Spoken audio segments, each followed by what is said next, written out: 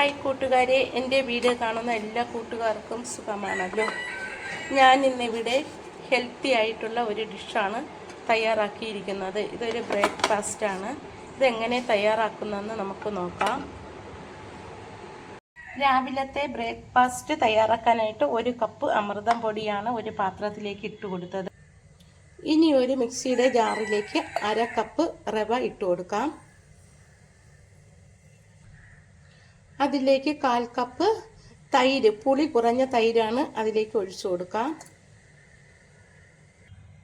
അതിലേക്ക് കുറച്ച് വെള്ളം കൂടി ഒഴിച്ചു കൊടുക്കാം. എന്നിട്ട് ഇത് നന്നായിട്ട് അരച്ചെടുക്കാം. അരച്ചെടുത്ത കൂട്ട് നമുക്ക് അമൃതം പൊടിയിലേക്ക് ഒഴിച്ചു കൊടുക്കാം.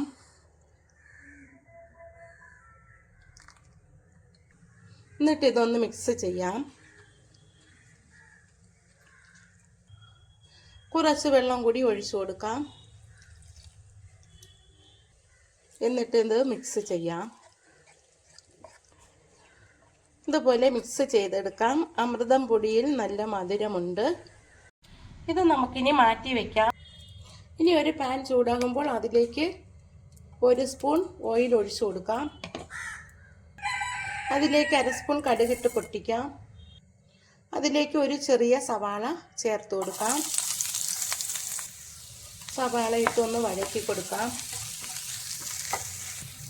സവാള ഒന്ന് വാടി വരുമ്പോൾ അതിലേക്ക് പകുതി ഉരുളക്കിഴങ്ങ് ചീകിയതിട്ട് കൊടുക്കാം. എന്നിട്ട് ഇതും കൂടി ഒന്ന് വാട്ടി കൊടുക്കാം. ഇതിലേക്ക് ഇനി ഒരു പച്ചമുളക് അരിഞ്ഞതും കുറച്ച് കറിവേപ്പില അരിഞ്ഞതും കൂടി ചേർത്ത് കൊടുക്കാം. ഇനി ഇതിലേക്ക് പകുതി ക്യാരറ്റ് ചുരണ്ടിയത് ചേർത്ത് കൊടുക്കാം. ഇതെല്ലാം കൂടി ഒന്ന് വഴറ്റിയെടുക്കാം. ഇതിലേക്ക് പാകത്തിന് ഉപ്പുപൊടി ചേർത്ത് കൊടുക്കാം. മാവിലേക്ക് ചേർക്കാനുള്ള കൂട്ട് റെഡിയായി. ഇനി നമുക്ക് തീ ഓഫ് ചെയ്ത് കൊടുക്കാം. തയ്യാറാക്കിയ കൂട്ട് മാവിലേക്ക് ചേർത്ത് കൊടുക്കാം.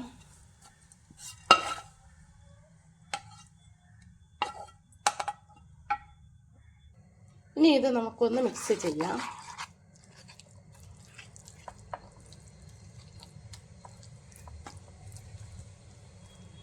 ഇപ്പോൾ നന്നായിട്ട് മിക്സായി.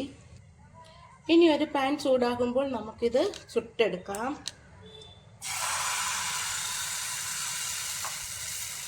ഇതുപോലെ ഒഴിച്ച് നമുക്ക് ചുട്ടെടുക്കാം. ഒന്ന് അടച്ചു വയ്ക്കാം. ഇത് തുറന്നിട്ട് നമുക്ക് മറിച്ചിട്ട് കൊടുക്കാം.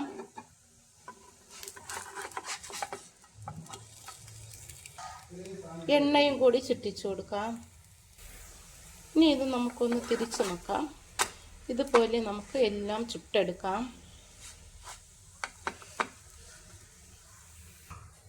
ഇതുപോലെ ഓരോന്നായിട്ട് നമുക്ക് എല്ലാം ചുട്ടെടുക്കാം. ഇതുപോലെ എല്ലാം നമുക്ക് തയ്യാറാക്കിയെടുക്കാം. കഴിക്കാനും നല്ല ടേസ്റ്റാണ്.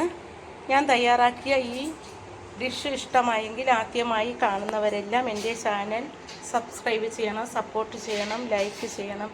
Thank you.